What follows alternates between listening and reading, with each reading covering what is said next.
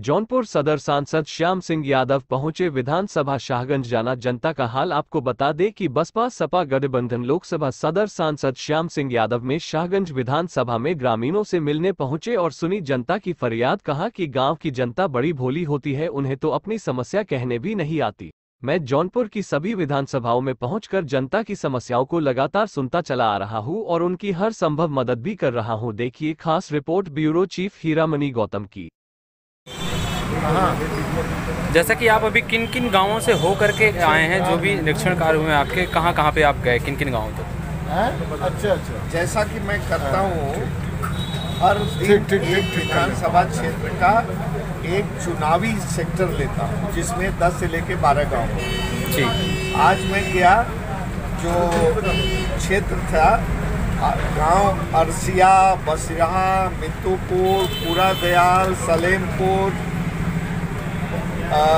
चित्रहा, मुसौड़ी, बुमकहा, भवानीपुर, इन सब गाँवों का आज मैंने दौरा किया। इसके अलावा कुछ और भी गाँव हैं जिनको याद नहीं आ रहा, इन सब गाँवों का दौरा किया। तो जो ये आपके जो आज के जो दौरे थे, जिन गाँव में आपने भ्रमण किया, तो क्या आगामी चुनाव को लेकर के ये भ्रमण समझा जाए या फिर कुछ जनता की समस्याओं को लेकर के ये जो आपका भ्रमण है इस पे है? ये भ्रमण अगर आज ही होता तो आप कहते कि आगामी चुनाव को लेकर भ्रमण है। आपको मालूम होना चाहिए कि ये भ्रमण जब से मैं सांसद हुआ हूँ, जी, तब से डे 1 से 364 बदलापुर, 365 सागर, 366 सदर, 367 मलनी, 368 मुगराबाद शाहपुर, हर विधानसभा क्षेत्र सेक्टर 1 से शुरू किया है मैंने और काफ़ी सेक्टर अभी तक कर चुका हूँ। हर विधानसभा क्षेत्र का आधे से ज़्यादा सेक्टर में कर चुका हूँ।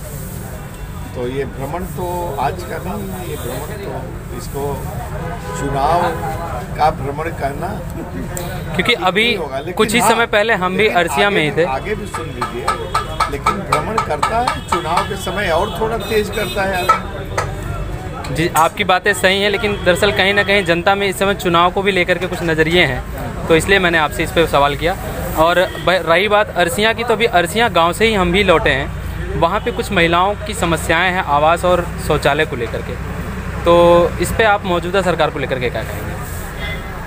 देखो भाई, इसमें सरकार को हम क्या कहें, जहाँ मैं देखता हूँ जिसकी समस्याएं हैं, जैसे वृद्धावस्था पेंशन है, जैसे विकलांग पेंशन है, जैसे किसी का राशन कार्ड नहीं बना है, जैसे किसी की दवा की प्रॉब्लम है, मरीज है, इस तरह की तमाम समस्याएं, किसी को पुलिस परेशान कर रही है, सबकी समस्याओं को मैं सुनता हूँ और उसको प्रधान के माध्यम से या गांव का कोई ऐसा नवयुवक हो जो उनकी समस्याओं के बारे में एप्लीकेशन के साथ, दरखास्त के साथ मुझ तक पहुँचा सके, फिर उसको मैं उसको दूर करने का प्रयास करता हूँ। ये मेरा तरीका है। जैसा कि अभी आप इन गाँवों में भ्रमण करके आए, तो क्या कुछ आपको ग्रामीणों के माध्यम से कुछ कमियां मिली या नहीं, या किसी ग्राम प्रधान को? कमियां क्या, वो अपनी बात कहते हैं, कितनी एप्लीकेशन मिली है जिसको मैं ले जा रहा हूँ और उसके बाद करके आया हूँ, वो फिर उसके बाद उसको